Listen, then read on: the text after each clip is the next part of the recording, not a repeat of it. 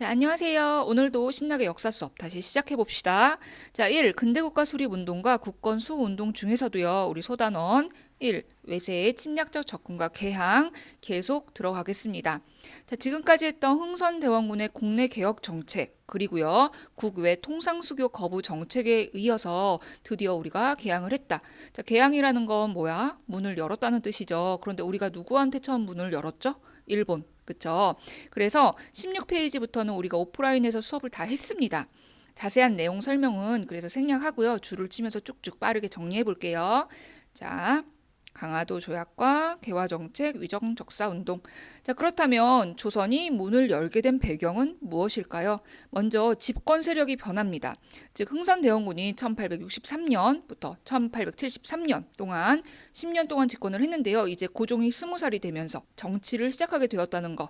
그런데 실질적으로 고종보다도 목소리가 큰 누구? 명성황후를 중심으로 한 영민씨 세력들이 목소리가 커지기 시작합니다. 이렇게 집권 세력이 변화하면서 문을 열게 되는 정책의 변화가 생기고요. 또 사회 분위기가 조금씩 변합니다. 통상 개화론자들이 많이 성장했는데요. 책에는 통상 개국론 이 대두되었다라고 나와 있는데 말 그대로 나라 문을 열 필요성이 있다 이렇게 생각하는 사람들이 등장해요. 박규수, 오경석, 유홍기. 박규수는 조선 후기 북학파 실학자 박지원의 손자야. 할아버지의 영향을 받았겠죠. 그리고 오경석, 유홍기 이 사람들은 역관, 통역관이야. 그래서 이 사람들이 세계 지리와 서양 문물에 관한 서적들을 많이 들어오고 접하게 되면서 개화의 필요성을 느끼게 되었다. 자, 이러한 배경 속에서 결정적인 사건이 발생하죠. 개항을 하게 된, 즉 문을 열게 된 결정적인 사건. 그게 뭐냐면 바로 운요 사건입니다. 1875년 일본이 운요라는 배를 끌고 강화도 앞바에서 왔다 갔다 거려요. 사실 이 시기 일본은요 근대화에 성공했고 일본의 근대화를 메이지 유신이라고 하죠. 그러니까 얘들이 자기들이 미국한테 당한 방법, 그러니까 미국이 일본에게 문을 열라고 했던 방법과 똑같은 방법으로 강화도 앞바다에서 협박하고 있는 거야. 얼정되면서 우리나라 입장에서는 계속 신경 쓰이잖아. 그래서 야 빨리 꺼져 이렇게 경고 발포를 했는데요. 진짜 맞춘 게 아니라 그냥 경고하는 거야. 그냥 물에 퐁당퐁당 빠뜨렸어. 그랬더니 그걸 빌미로 니네가 먼저 선전포고했어 라고 하면서 밀고 들어옵니다. 이렇게 운요 사건으로 인해서 맺어진 게 조일수 조규 강화도 조약이다. 결국 일본과 통상수교를 맺게 되죠. 자, 강화도 조약은 총 12개의 조항이 있는데요. 그중에 4개의 조항이 책에 나와 있죠. 그럼 강화도 조약의 구체적인 내용은 무엇이고 무슨 의미를 가지고 있는지 한번 봅시다. 자, 책에 있는 4개의 조항을 보고 쌤이 재구성해 봤는데 이거 수업 시간에 봤죠. 강화도 조약의 의미를 파악할 수 있나요? 어떤 것 같아요? 자, 교과서 17페이지 탐구활동에 보이는 강화도 조약의 성격을 보면요. 각 조항 속에 담겨있는 일본의 의도를 정리해 볼 수 있습니다. 자, 1조. 조선은 자주국이며 일본과 평등한 권리를 가진다? 무슨 의미일까요? 이 자주국이 뭐야? 자유롭다 이런 뜻이죠. 뭔가 우리한테 잘해주는 것 같아 이것만 보면. 근데 실제 일본의 속마음이 어때요? 이건 우리와 청과의 전통적인 관계, 형과 아우 관계, 임금과 신하 관계 이런 청과의 끈적한 전통적 관계를 어떻다? 차단하려고 한 거죠. 즉 조선과 청과의 전통적 관계를 부인하고 청의 간섭을 차단하기 위해 이런 조항을 명시했다. 이렇게 생각하면 돼요. 4조는요. 부산 위에 2개의 항구를 열어라. 그렇게 열리게 된 게 바로 원산과 인천이죠. 자, 부산은 경제적인 이유로, 원산은 군사적인 이유로, 인천은 서울과 가까우니까 정치적인 이유로, 즉 정치적, 군사적, 경제적 목적을 위해서 개항을 요구했다. 자, 7조. 조선의 해안을 일본국 항해자가 자유로이 측량할 수 있도록 허가한다. 자들고 우리 영토, 우리 해안을 질 수 있대. 지들이 조선 침략을 원활하게 하기 위한 지리정보 수집을 위해서겠죠. 백길 이런 거 파악하려고 한 거겠죠. 자, 그리고 10조. 일본인이 조선인에게 죄를 범하면 모두 일본군 관원이 심판한다. 이걸 치외법권이라고 하는데요. 그러니까 외국인이 우리나라 법을 적용받지 않고 본인 나라 법을 적용받는 거예요. 이러면 어떨까? 당연히 우리한테 불리하죠. 일본 애들이 막 사기치고 사람 때리고 죽여도 우리 법으로 처벌할 수가 없는 거야. 즉 일본인들이 활개를 치고 다니겠죠. 자, 이런 본뜻을 파악하니 어때요? 강화도 조약의 성격이.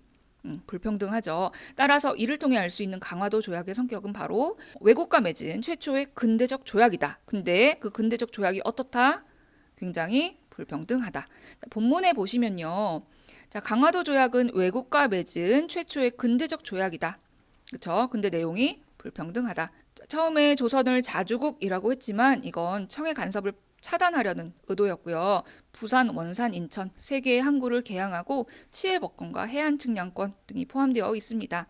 특히 이 치해법권과 해안 측량권 이 조항은 어때? 특히 불평등하죠. 일본은요, 강화도 조약에 이어서 부속 조약들을 체결하는데요. 강화도 조약 부록이라는 뜻이야. 추가로 맺었어. 근데 여기는 산무 세 개가 없습니다. 첫째, 무관세. 즉 일본 수출입 상품에 대해서 관세를 매기지 않아. 그래서 우리나라 산업이 보호받지 못해요. 둘째, 무항세. 일본 배들이 우리나라 항구를 쓰는 비용을 지불하지 않아. 셋째, 무제한. 제한이 없어요. 뭐예요? 쌀의 무제한 유출이 가능하게 합니다. 일본이 면제품을 우리나라에 팔면서 일본 애들이 교환해 간 게 바로 쌀인데요. 이런 곡식, 양곡을 제한 없이 무제한으로 유출해 가면서 우리나라 백성들이 더 먹고 살기 힘들어졌다. 자, 이렇게 근대화된 일본하고 근대적 조약을 맺었다라는 소문이 들리니까 서양 열강들이 이제 너도 나도 달려듭니다. 야, 우리한테도 문 열어줘. 문 열어라. 이러면서 서양 열강들과도 줄줄이 조약이 체결됩니다. 자, 서양 열강들 중에서 가장 먼저 조약을 맺은 나라는 바로 어딜까요? 바로 미국. 미국과 조미수 통상조약이 체결됩니다. 왜 제일 먼저 체결했을까요? 청나라가 먼저 소개시켜줬어. 그리고 조선 책략이라는 책을 통해서 미국과 제일 먼저 수교하게 됩니다. 자, 여기는 관세를 부과할 수 있도록 규정은 넣긴 넣었어요. 그렇지만 치해법권을 또 인정하고 있고요. 최혜국 대우 이 조항이 들어가 있습니다.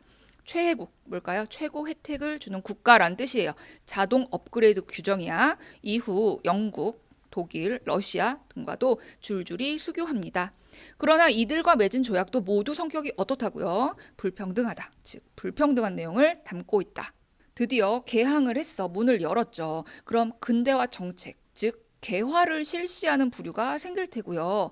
이 근대화 정책, 즉 개화를 반대하는 사람들이 생길 거야. 그쵸? 그래서 18페이지 개화파의 형성과 개화 정책의 추진. 첫 번째 줄을 보시면요. 자, 아까 나왔던 통상개국론자 박 교수는요. 김옥균, 박영효, 서광범, 김홍집 등 젊은 학자들을 모아서 가르치는데 이들이 바로 개화파라는 하나의 정치 세력으로 성장합니다. 자, 개항 이후 정부는요. 개화 정책을 추진하는데요. 먼저 일본에 수신사를 파견해요. 신문물 보고 오라고 파견하는 거예요. 자, 결과적으로는요. 개화 정책을 추진하는 총괄기구 통리기무아문이 설치됩니다. 또 신식군대 별기군을 창설하죠. 이때 수신사로 파견된 김홍집이 책을 하나 들고 오는데요. 바로 조선책략이라는 책이에요. 자, 이후 더 많은 정보를 수집하기 위해서요. 추가로 일본에는 조사시찰단, 청해는 영선사, 미국에는 보빙사를 파견하죠. 근데 이런 정부의 개화 정책에 반대하는 여론이 높아져서요. 일본에 조사시찰단을 보낼 때는요. 비밀리에 암행어사의 형식으로 파견되기도 하죠. 자, 어쨌든 이런 정부의 개화 정책의 결과, 자, 방문국, 기기창, 전환국 여러 가지 기구들이 세워져요. 자, 방문국은요 출판사예요. 기기창 느낌 오죠. 근대식 기구, 무기 만드는 공장이에요. 전환국은요 화폐 제조국이에요. 이런 여러 기구들이 세워졌다. 자, 한편 19세기에 천주교가 유입되고 서양 세력이 막 왔다 갔다 거리면서 통상을 요구하고 하니까 양반 유생층을 중심으로 성리학적 질서, 즉 바른 것은 호위하고 외세의 침략, 사악한 것은 배척한다라는 위정적사 운동이 일어납니다. 구체적으로는요. 1860년대에 흥선대원군의 통상수교 거부 정책을 지지하면서 통상수교를 반대하죠. 1870년대는요. 강화도 조약이 1876년, 70년대잖아요. 최익현이 외항일체론을 주장하면서 개항을 반대하는 운동을 전개합니다. 개항 반대 운동. 자, 1880년대는요. 정부가 개화 정책을 추진하자 이 개화 정책에 대한 반대 운동을 전개합니다. 특히 1880년 조선 책략이 유입되면서요. 미국과 수교하려고 하자 영남 지방의 유생들이 상소를 엄청 많이 올려요. 그걸 영남 만인소 사건이라고 합니다. 이렇게 계속 반대한다 외쳐도 계속 정부가 개화랍시고 서양 세력과 일본 세력을 막 끌려다니기만 해. 화나죠. 그래서 1890년대 이후에는요. 아예 무기를 들고 대항하는 의병운동으로 이어집니다. 자, 그렇다면 탐구활동 정리할 수 있겠죠. 1860년대는요. 통상 반대운동, 친구 되는 거 반대하는 거야. 1870년대는요. 개항 반대 운동, 문 여는 거 반대하는 거야. 1880년대는요. 개화 반대 운동, 개들처럼 그렇게 되는 거, 근대화 정책 이거 반대하는 거예요. 거기에 서양 열강가의 수교도 반대합니다. 그리고 이후에는 1890년대에는 의병 운동으로 발전됐다.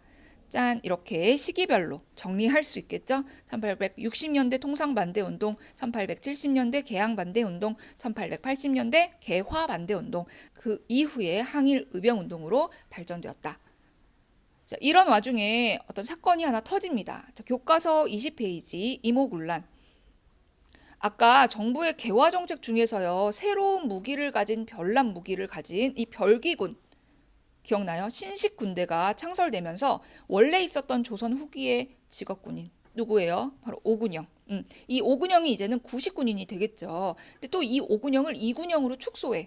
구식군인들이 일자리도 잃게 된 거야. 게다가 신식군인과의 차별, 그리고 1년도 넘게 월급이 밀려요. 제대로 안 줘요. 이렇게 밀린 급료 가운데 한 달분을 우선 쌀로 받았는데 이 쌀에 겨와 모래가 더 많이 섞여 있는 거야. 열 받겠죠. 분노한 구식 군인들이 난을 일으킵니다. 이들은 정부 고관과 당시 별기군을 훈련 맡고 있던 일본인 교관 다 죽이고요. 일본 공사관 습격합니다. 그리고 청덕궁도 습격해요. 이걸 이모년에 일어난 1882년에 일어난 군란이라고 해서 이모군란이라고 부릅니다.